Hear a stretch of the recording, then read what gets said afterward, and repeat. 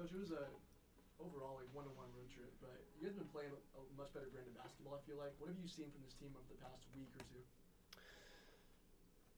Yeah, I think, we talked about first quarter of the season being over and turning the page and starting the second quarter, just trying to find consistency in everything that we do. So I've liked our fight and resiliency a little bit here to start the second quarter of the season. You guys are again kind of beset with injuries. Seems like every time you get somebody back, somebody else goes away, and you've got 3 games this week. How do you kind of manage, shortening the rotation, not having a ton of practice time, getting people into new roles? Yeah, next woman up, all part of the job, and just trying to handle it all with, we've got 9 available tonight and giving everybody opportunities, but still putting everyone in positions to have success while managing minutes and load, 3 and 5 back to back coming. So I mean, you guys know, like, those are all things that just add to the decision making, and it is what it is. We got to figure it out. Let's talk about Nalissa a little bit. Her rebounding the last 3 or 4 games has really been good, and the way these guys rebound and not allowing their opponents to get any offensive rebounds, a player like Nalissa could be big. Correct? Yep. Yeah, Atlanta, a good defensive rebounding team. And then Bree Jones is a force offensively on the glass as well. So we're going to need Liz down there just to be an inside presence on both sides of the glass. Talk about Isaiah and her contributions to the team. Yeah, I thought you saw, in that Connecticut game in the second half, her come out and find her groove a little bit. She's just going to get more and more confident the more she's on the floor, the more she gets game experience, the more she feels this level and adapts to the pace and the physicality. But she can really score the ball, and so looking forward to her to continue to get more comfortable and contribute. Hey, Nancy, how are you? You guys have had a couple of real matchups for you tonight. Key matchups? Yeah, in this game. Yeah. So, I mean, you look at Atlanta, and, I mean, they're stars all over the place, really. But when you think about them, your mind goes to the front court with BG and Breezy. And then you realize, though, that they're number one, and they're built around the arc, right? And it's like Alicia Gray, and it's Ryan Howard, and now Jordan Canada's back. We didn't see her last time, so they've got a true point guard out there as well. So they're, all over the place. But it really is, it starts at the arc for them, right? And with them as well, lowest volume of ball screens in the league too. So they're going to challenge you off the ball with lots of flares and put you on the move and challenge you off the ball to create separation first. And then they just have 2 fantastic one-on-one players with Gray and Ryan that can go make plays for anybody. And then now they can slow it down and pound to Breezy and pound to BG. So there's matchup nightmares all over the place. As you guys have kind of gotten your chemistry starting to look like you're playing more complete team basketball, you suffered, kind of 2 gut punch losses. Those kind of things can turn a team one direction or the other. How do you feel that the locker room has responded? Yeah, again, loved how we responded from that Vegas loss. That's a tough one to swallow, but we stepped right back up and learned from it and got that win at home against the Valkyries, and then went to Connecticut and gutted out a win there. And then in Washington, I mean, we just came out flat. We weren't ready to compete. Their physicality overwhelmed us. They threw the first punch, and we easily could have rolled over. But the fact that you saw us come back and take a lead right there in the second quarter quickly, that showed to me just a lot of fight and resiliency. And then again, we're up there in the fourth and in stretches late, and so we're continuing to learn time and score and execution down the stretch. But executed ATO a little bit, but just didn't have enough to pull it out. But lots of positives, and that locker room is staying together and connected and believing in each other. Coach, tomorrow, unless something crazy happens, the Mavs are supposed to get the number 1 pick. I want to get your thoughts. What do you think it would mean for the city to have 2 number 1 picks in the same sport in the same year? Yeah, it's awesome. It's an awesome time to be in Dallas. Just that momentum is incredible.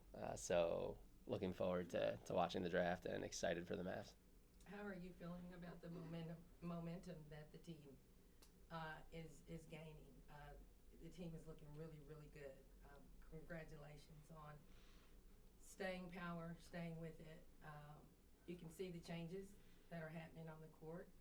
How do you feel about what's happening with the team at this point now? Yeah, I think, after tonight we'll be 16 games in, so, a little over a third of the way through, and still a ton more games to play. So it's a long season, and there's a lot of games. So we've got to just continue to stick to it and stick to this process and continue to build and grow. Just excited for this group to start to feel some success and build off of it. And now, as we start to play, some of the upper tier teams in the league, to be able to compete and pull some wins out against them as well, because we're more than capable. Feels like the defensive pressure against Paige is, continuing to turn up as she has more 20-point games, things like that. How have you seen her kind of handle that, as well as how does it affect the offense? Yeah.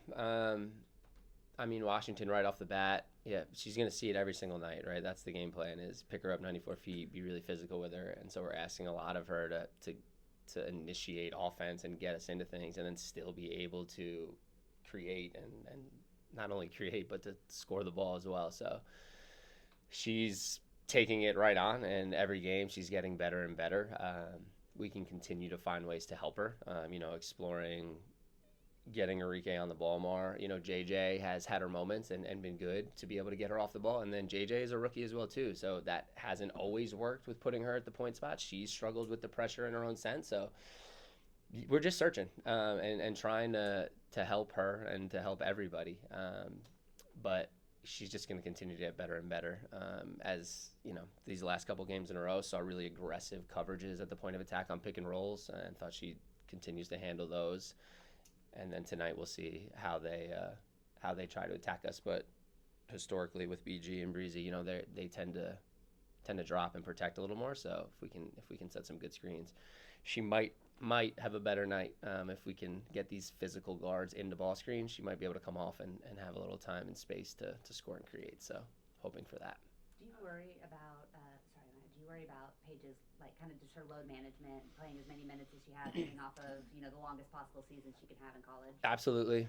Constantly talking to our training staff, NP, and I don't want to play her 40 minutes.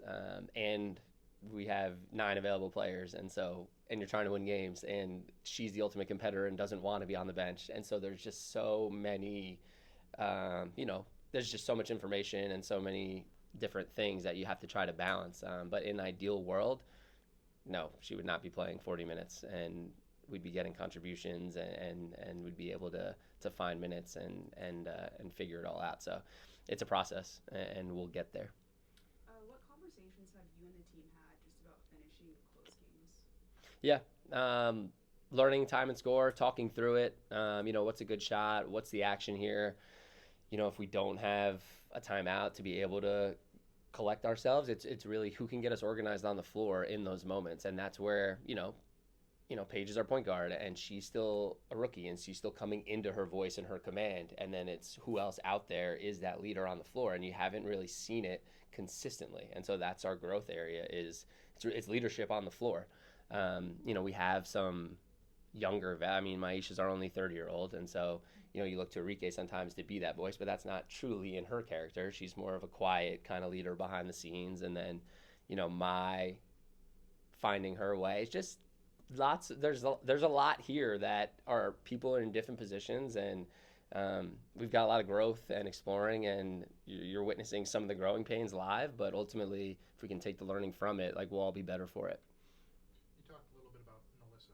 Is there something more you need to see from her to find more consistency, or is there something more you need to see from her? I think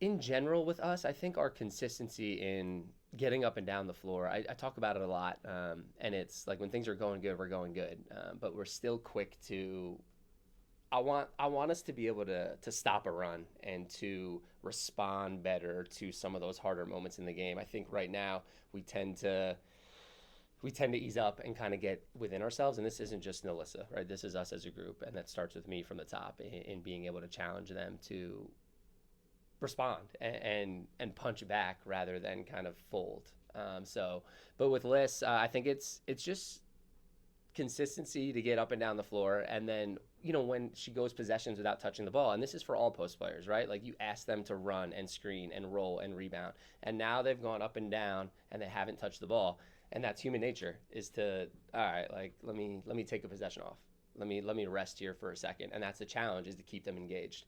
And how do you do that? Is it throw her play, run a play for her here so she feels engaged. But I truly believe the more you play with energy, the ball finds energy. And so that's what we're preaching.